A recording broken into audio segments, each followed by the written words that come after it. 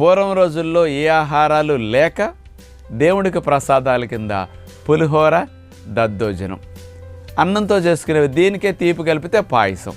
అంటే ప్రతిదానికి దేవుడికి ఇంకో ఆహారాలు లేనప్పుడు ఇలాంటివే సమర్పించేవారు.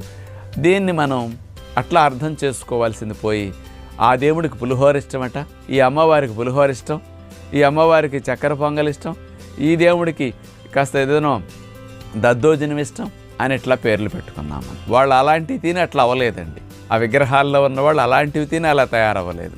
అలాంటి వాటిని వదిలేసి నిగ్రహించి అట్లా తయారయ్యారు. కాకపోతే మనం ఒక ప్రసాదంగా 10 మందికి ఆ పుణ్య కార్యక్రమాల్లో పాల్గొన్న వారికి పంచాలి కాబట్టి ఇలాంటి ఆనవాయితీ వచ్చింది. ప్రసాదాలుగా తిన్నప్పుడు పులిహోర ఎంత తింటే స్వర్గం కనపడుతుంది, ఎంతో బాగుంటుంది. కానీ అది రుచిగా ఉంది కాబట్టి మన ఇంట్లో చేసేసుకుని భోజనంలాగా తినేస్తూ ఉంటాం.